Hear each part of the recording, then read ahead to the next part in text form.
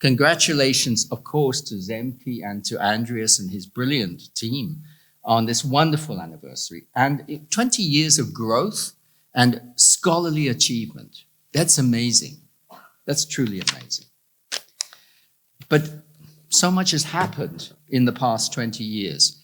A whole new world of media has opened up with completely new complexities, completely new challenges. I want to start by picking out three particular challenges and changes that I think are really important. The first is datafication, going back to the wonderful article of Josef van Dijk from 2014, the transformation of everything in social life into data, so that it can be exploited by business and to some degree by government. We express this in the book that was my first book on data colonialism with Ulysses Mejias. We put this in one sentence where we say platforms, the places we know where we hang out with our friends, as we like to, are there for one purpose, which is to produce the social in a form that capital can benefit from. That is what they are. We don't feel that, but that is what they are. But then the social media in particular, which I've written about in my recent book. You can get a 30% off with the leaflet in the room. I never give up on marketing anyway, whatever else I say. The space of the world, can human solidarity survive social media, and what if it can't? We look at how social media data is exploited itself to produce valuable attention, which of course generates income from advertisers, but also indirectly to shape what we do as consumers, as citizens. But now we're living through, and this is what I'm going to focus on today, and it's really difficult to talk about. We're living through an even more dramatic change, which is still unfolding around us, and this is AI. And controversially for some, I want to read AI as the corporate capture of the human mind, which will be automating our society's cognitive production and therefore necessarily transforming what we value and how we value it. So what I'm going to do in this talk is, it's a little difficult because I haven't finished this book yet, but I'm trying to give you some ideas from it. I finish it maybe next month or in February. I'm currently writing a book on AI, this is the final version in February, first version next month. So, there could be some comments from reviewers, I guess. It's the second book in the trilogy that I'm developing. It's going to be called Predatory AI, How We Can Resist Corporate Capture of the Human Mind. It approaches AI not just as a technological thing, but as a social transformation. That's what I can do as a social theorist. This is a social transformation, which we must interpret sociologically, not just technologically. There's too much descriptive work just saying this is how it works. What is going on socially with AI? That's the question we can ask. And we need to, because by changing the way we produce information, the way we ask questions, the way we define problems, we are literally changing our definitions in society of expertise and knowledge, which inevitably will affect our institutions. It will affect their internal authority structures. Who's important? Who's not important? It's already happening. It will affect how those institutions define the tasks that they're there to perform, the goals within which those tasks make sense. And that means also it will affect legitimacy in those institutions, their internal legitimacy, but also how they have external legitimacy with the rest of society. And I'm thinking particularly about our own universities. They are not going to remain unchanged by this. That's a lot that we are changing. And yet this is happening with hardly any debate. We're not even talking about the changes. We are having debates around AI. So far, they're largely diversions. They're led by celebrities in the industry talking about the existential risks of a super intelligent AI, super powerful, which may destroy us in 20 years' time or a million years' time. That's not the debate we should be having. Because if we maintain our focus on AI as a social phenomenon and don't get distracted by those other debates, then very new risks come into view. And to illustrate this, let me give you two quotations. The first comes from a wonderful, very insightful book from 2019, which was amazing in anticipating what we might be dealing with 6 years later, written by the cyber Marxist Nick Dyer Witherford and colleagues in the west coast of Canada. They asked, what would it be like if dead labor, technology, AI, gained the fundamental capacities for perceiving and cognizing that humans have historically monopolized? Well, if that happened, then perception and cognition would, like electricity, become ubiquitous. They'd be everywhere. Intelligence just becomes a mundane property of a thing in general. I think that's the right question to ask. Let me give you another quote from 5 years later from the brilliant science fiction writer Ted Chiang, who wrote in an essay for The New Yorker last year, AI is a fundamentally dehumanizing technology because it treats us humans as less than what we really are, which is creators of meaning, apprehenders of meaning. AI, by pushing its own meaning out into our space, reduces, he says, the amount of human intention there is in the world. I think this is really serious. I think what's going on here is a sort of asymmetry. On the one hand, we are overvaluing dead labor, AI. We are undervaluing human labor, living labor, embodied intelligence. That creates an asymmetry of value which is fundamentally distorting our debates. I'll explain what I mean more fully in a moment. If that's possible, then that prompts us to ask whether we can offer a different theoretical framing for what's going on with all these big changes over the past 20 years.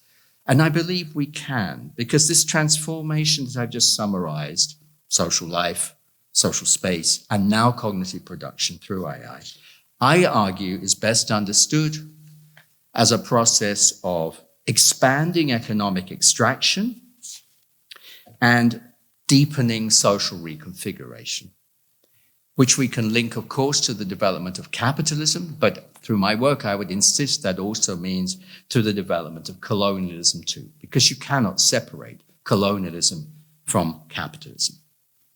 And importantly, linking back to my work with you, Andreas, this is not a change that's happening top-down. Some things are top-down, of course.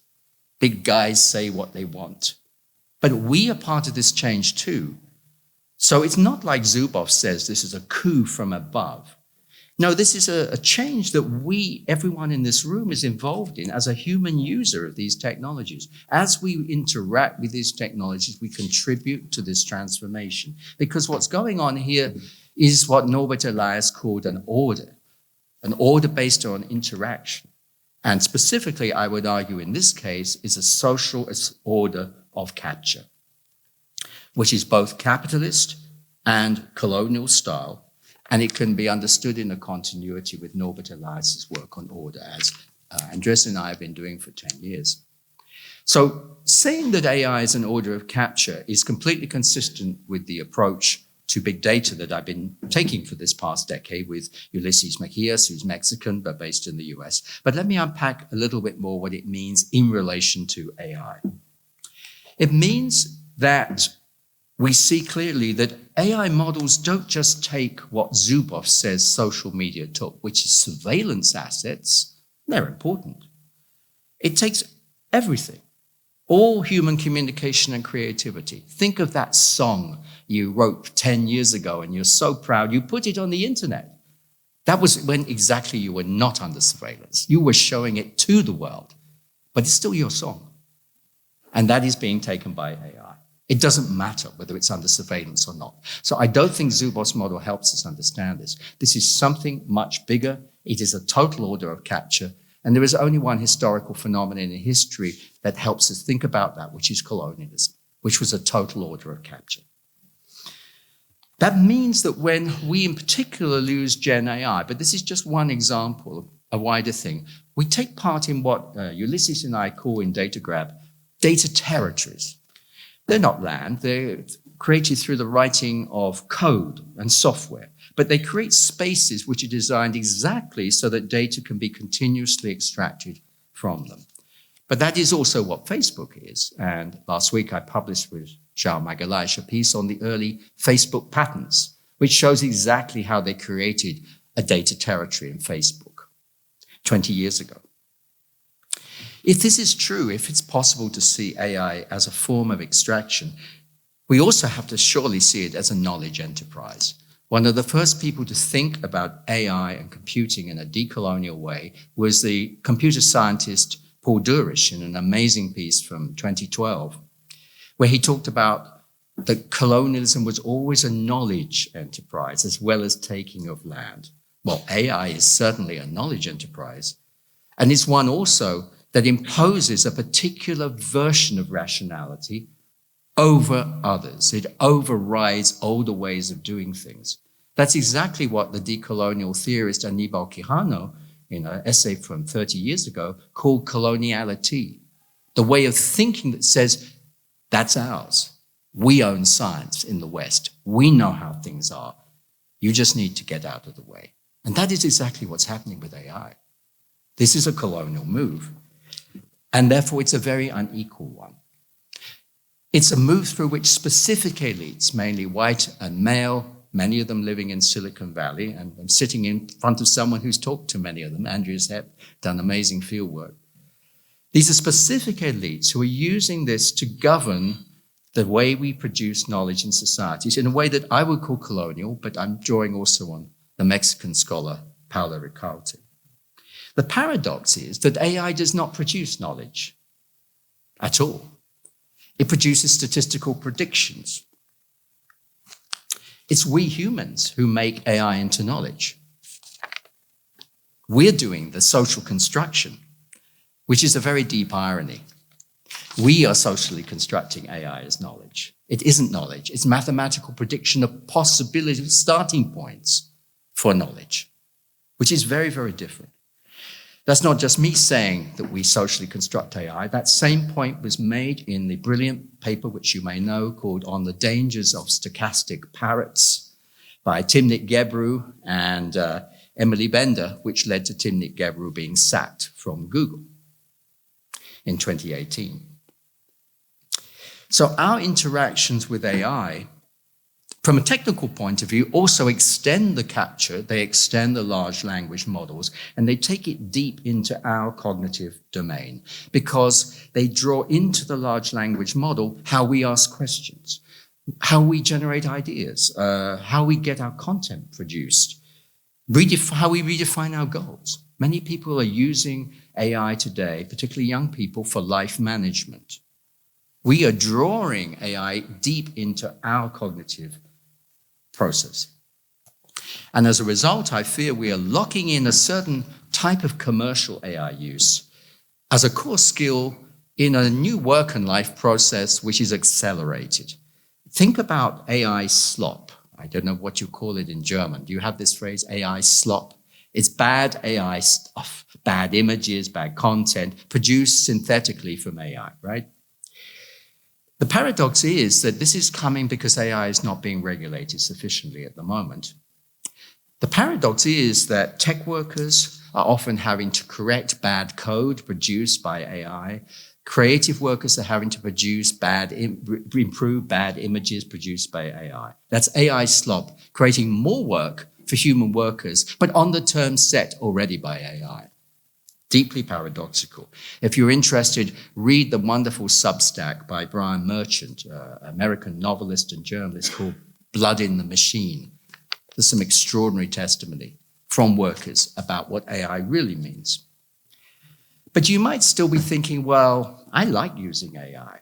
How can that be an order of capture? I'm choosing this. And anyway, it's certainly not colonial as I sit in my desk in Bremen or wherever. Let me give you another quotation that might make you think again. I'll tell you who it's from in a moment. Because copyright today covers virtually every sort of human expression, it will be impossible to train today's leading AI models without using copyrighted materials. Limiting training data, this went on, to public domain books, drawings created more than a century ago, so therefore out of copyright, might yield an interesting experiment, but it wouldn't provide AI systems that work, that meet the needs of today's citizens. Anyone know who wrote this? Pardon? Sam Altman, yes. Well, it may have been his ghostwriter. It was certainly for OpenAI. It was the evidence that OpenAI gave to the House of Lords in autumn 23. It's also commented on in the wonderful book by Karen Howe called Empire of AI, but I knew of it before that. They were embarrassed when this came out, this statement, but it hasn't stopped them doing the same thing. They recently released Sora, the video production machine, which everyone knows is producing video slop, but they say in their terms and conditions that they are free to use any copyrighted video unless the copyright holder has specifically objected. But they won't know it's going to happen until it happens. So how can they object? So this capture is going on. It is the business model. If it's a order of capture happening in the US, it's happening globally too. So we need to think about that because it will be described in very different languages in different places. It's essential to think about China. China has a vision of governing the social domain through data extraction, through the data processing, which is AI. Have a look at the 14th five-year plan, which says, for example, Chinese society must build new sensory infrastructure for the Internet of Things. This is a vision of society based exactly on extraction. But in the US, meanwhile, we have deep changes that Jose was talking about yesterday. We have a fundamentally new alliance between big tech that used to fear regulation and the most powerful government in the world. As summarized in the AI Action Plan, which President Trump announced in the White House in July this year. Less known is the deep new alliance between big tech and the military. There's a new detachment of the US Army, Detachment 201, whose goal is to generate so-called targeted products to help guide rapid and scalable tech solutions to complex problems. That's killing people. Members of that detachment include Andrew Bosworth, who's been for many years the Chief Technology Officer of Meta, the Chief Technology Officer of Palantir, the Chief Product Officer of OpenAI. The key figures of Silicon Valley are now colonels in the American Army as part of Division Detachment 201. Meanwhile, the reliance of global north corporations on cheap global south labor is growing to clean our social media platforms of material you never want your child to see, to train the AI models in the first place, to label stuff that global north corporations are too bored to label themselves. Get the people to do it in the global south. It's so much cheaper. But at the same time, the rest of the world has to think how to regulate all this. And it's obvious that as America's power rises, as the alliance between tech and government gets closer in the US, the regulatory possibilities of the EU, India, Brazil, everywhere, all of today's alternative AI sovereigns, as Jose put it, that regulatory possibility is constrained. I take seriously the Eurostat project. It's a bold idea, but at the same time, we have to weigh it against the threat of US tariffs if we enforce our regulations. Mark Zuckerberg threatened this already in January this year. Sam Altman asked for this at the Paris AI Summit in February. Please, Mr. Trump, enforce tariffs against these Europeans if they enforce their laws. This is a new form of geopolitics. And it means, I think, we can't just rely on regulation, though it is important. I think it will take a much wider mobilization of consumers, and we still have some power. Civic society, economic power. I agree with the point Jose made about investment yesterday. This will all need to be mobilized if there's going to be any challenge to big tech power. Meanwhile, as we wonder what to do, AI's leaders go on dreaming, expanding their order of capture. We've had a lot of talk about how AI chatbots need and will become more personalized. And after all, if you enjoy ChatGPT, why wouldn't you put it more attuned to just what you want to do? Why wouldn't you want that? Well, let's think about what personalization of AI really means from the business point of view. And here there's no better person to ask again than Sam Altman. He was interviewed by TechCrunch in May, and this is what he said personalized AI would look like from his point of view. A very tiny reasoning model with 1 trillion tokens of context that you put your whole life into. This model could reason across the whole context of your life, do it efficiently.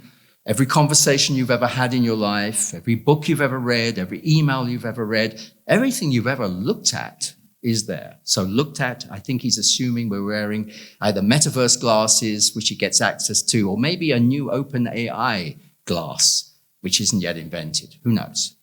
Everything goes into the model as the training data. Your life just keeps appending to the context, to the training data. Now, in case you missed that what this means is the corporate capture of your life, in the next sentence he made that clear. He said, your company just does the same thing for all your company's data.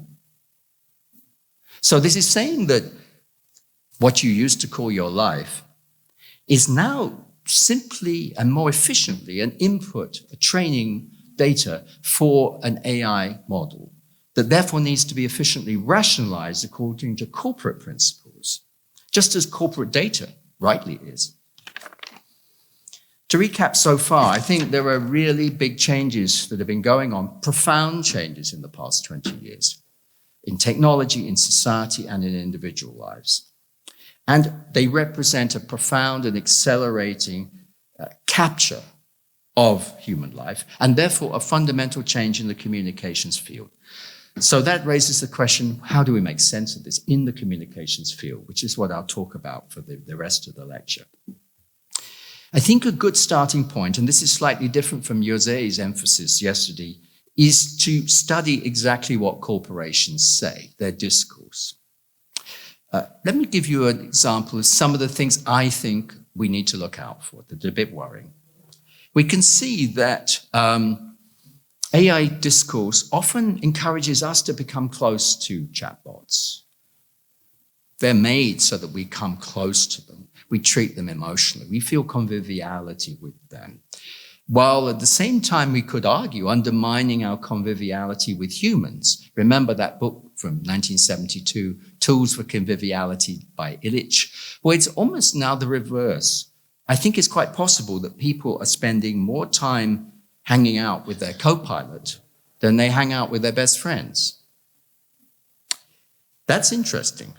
Potentially, we could think about this as a form of symbolic violence.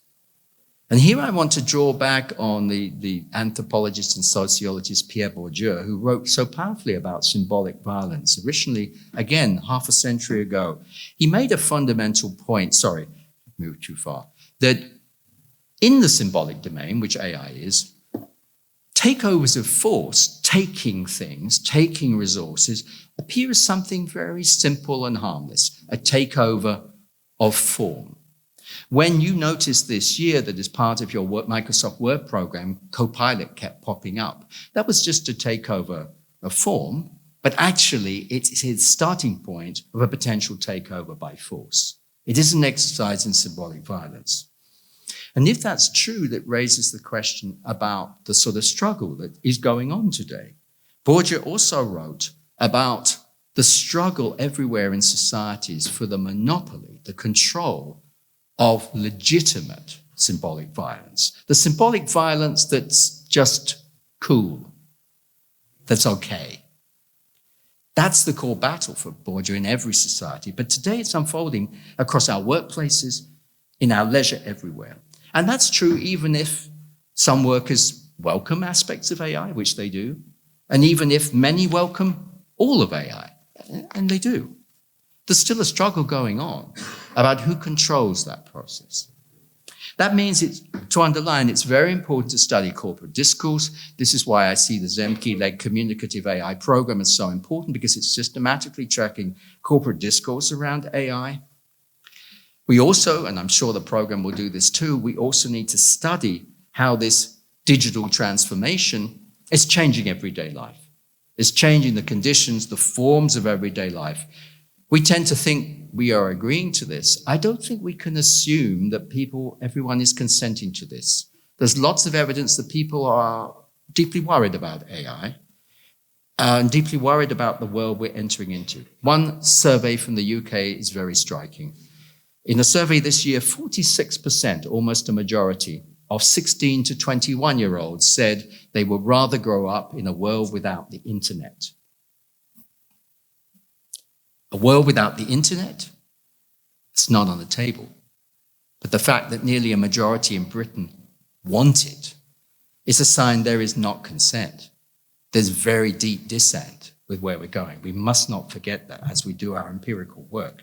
In fact, I go further and say what we have to do, and this is what I do in my book, is investigate what is the social contract emerging today through our uses of AI.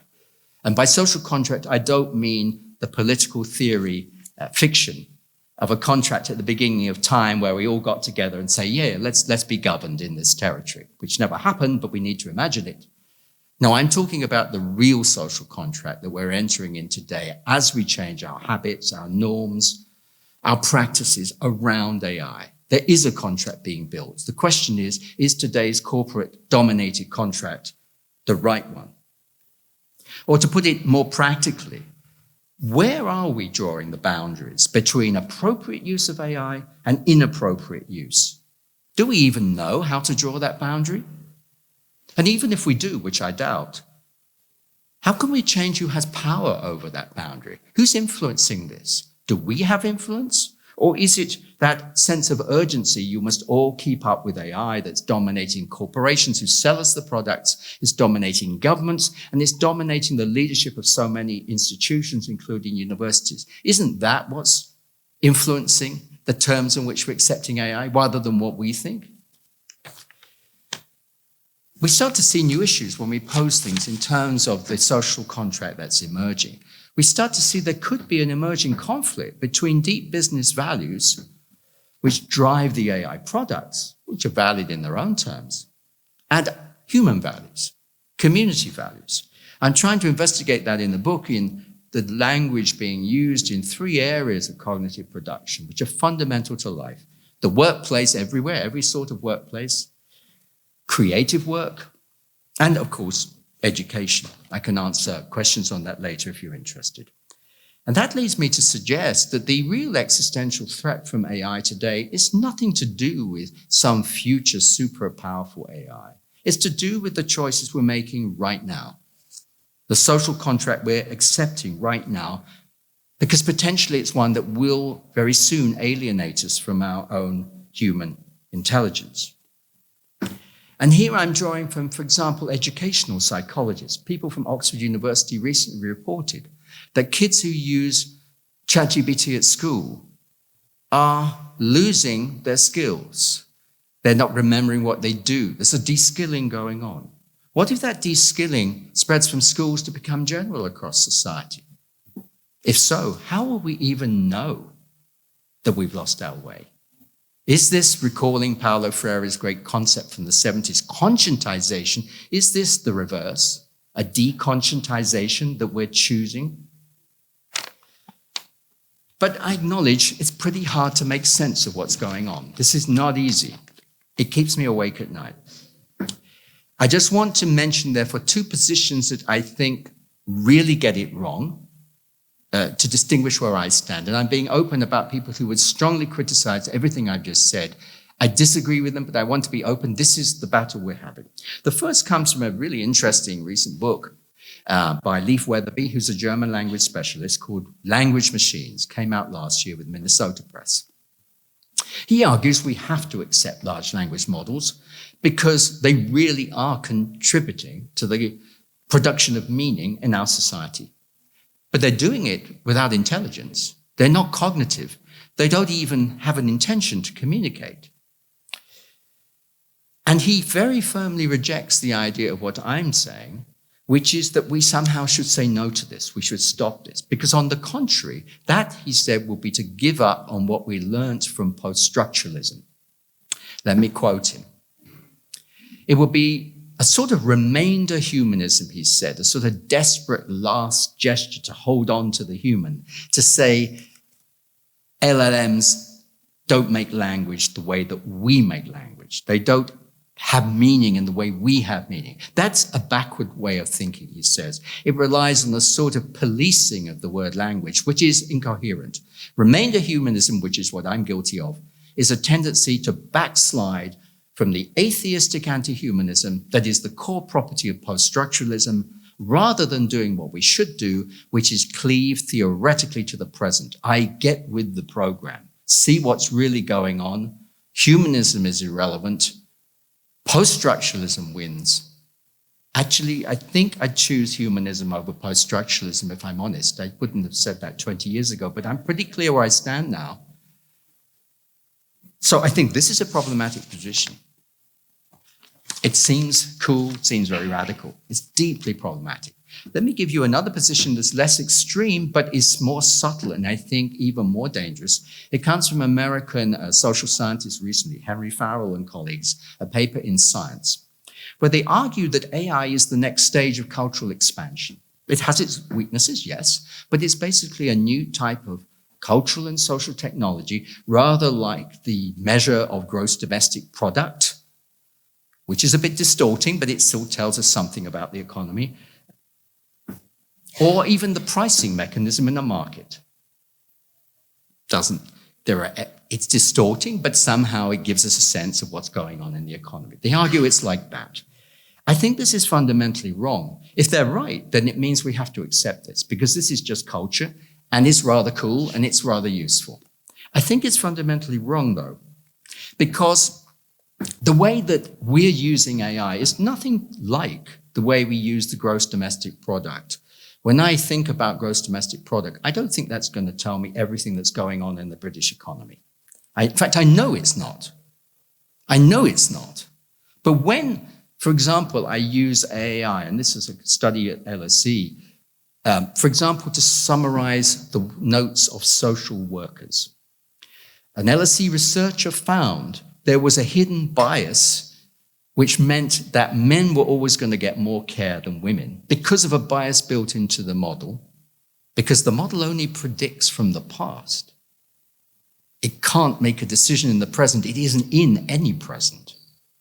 So the problems with AI are nothing really to do with culture. If we treat them as culture, we're making a profound error. But I think many people are going to start doing this. So if we still want to intervene critically on AI, as I do, on the other hand, and going back to what Jose said yesterday, we have to face the fact this is really difficult. There is absolutely no agreement in the public domain at the moment about what the hell is going on. I want to give you 3 quotations from the US, where I've been a lot in the past month, to illustrate you how incoherent everything is. The first comes, again, I'll see whether you know who said it. We're living in a moment of wonder. We must ensure that America's talent is prepared to sustain AI's progress, so that AI becomes known as the greatest engine of progress in the history of the United States of America. Anyone know who said that? Melania Trump. Speaking at the White House, 4th September 2025, announcing her new AI task force, funded by chance by her husband. A very different vision, very bravely articulated at the Paris AI Summit in February this year, comes from the Princeton sociologist Alondra Nelson, who said that we must not mistake what AI can do with whom AI can serve. The purpose of this AI power should be to benefit humanity. The purpose of AI is not the commercial value of scale or efficiency. The purpose of AI is people. Directly contradiction. And then descending from the big visions to how it feels for AI workers like ourselves, I want to quote a university professor who works in the communication field. Some of you know him, Rob Gale. He's American, but he's based in Canada right now. And in a contribution to a blog, he said recently, I'm sick to my stomach as I write this, because I've spent 20 years developing a pedagogy that's about wrestling with big ideas for writing and discussion. That whole project has been evaporated by for-profit corporations who built their systems on stolen work. These are fundamental conflicts, as Bourdieu says. Can we bridge the differences? It's not obvious how. And we are not exempt from these contradictions in Europe, of course. Are our choices the same? Are we free to make different ones? Well, that is the big question of our time. It's hard to say. This is what Jose was talking about yesterday. I'm pretty sure we have to try to develop a different perspective, maybe not in Europe, going back to Olivier's point yesterday, but maybe on a global scale. We have to find new allies beyond Europe. It's one critique of the Eurostack project. But the idea we shouldn't try to develop a difference, that's not coherent. But how do we even begin to think this? Well, Jose van Dijk offered yesterday a wonderful comprehensive map of the infrastructure. I start from a slightly different point, which is a smaller scale. How do we think about what resistance to this would look like closer to where we sit? And she hinted at this in her speech. And I think we can think of 4 directions from which resistance might emerge. One is what we do as teachers. Many of us are struggling with the role of AI in our teaching. But this battle to hold on to control of our teaching is a struggle that's mirrored in many other cultural sectors today. The tech sector, the design sector, artists too, musicians. It's happening everywhere. We need to build solidarity with these workers. Secondly, as researchers, for now, maybe not in America, we still have the power to define what we get funding for. We have the power to define what we think would be a useful use of AI and what would not be a useful use of AI. We may not keep that power for very long, but for now we need to use it. Thirdly, as citizens, surely we need to think as citizens about what the university has been, what it is. Maybe we need to start defending it as a place for human dialogue, of listening between human beings, as a place where cognitive resources remain managed by human beings, possibly even a place of conscientization, to recall Freire again. Maybe we should remember that. Now, that would mean that instead of what's happening right now in most universities, that human beings are told you must adapt, you must change the way you teach, think, research, because AI requires this. Why wouldn't it be the other way around? Why wouldn't it be us saying, well, these are our values in the university. AI must adapt. How come we flipped it over? Where did that symbolic violence come from? Why do we accept that? And then finally, because of course universities are just one small domain where this battle is playing out today, this battle over the monopoly of legitimate symbolic violence, as Bourdieu said, we have to think about what it would mean to build the conversations from which a better social contract might emerge. How to do this? How to even start doing this? Clearly, I don't have the answers. We're not doing it yet. That's what my book is about, to try and start this in some sort of way. But one thing I do know is that we need much more debate than we are currently having on many scales. So as I finish, looking back on my talk, but also over the past 20 years and looking forward to whatever the next 20 years may bring in communications research, I do believe that we can see a pattern of ever-growing extraction, which is now becoming deeply worrying. It's hugely challenging. We can also see AI as the latest stage in the ever more deeply mediated construction of reality, to recall the title of my book with Andreas. This is a deepening of mediatization. And it's certainly true that it's very interesting to analyze this theoretically, empirically. But our challenge today is that the mediated construction of reality is not just an object of analysis anymore. That's not enough.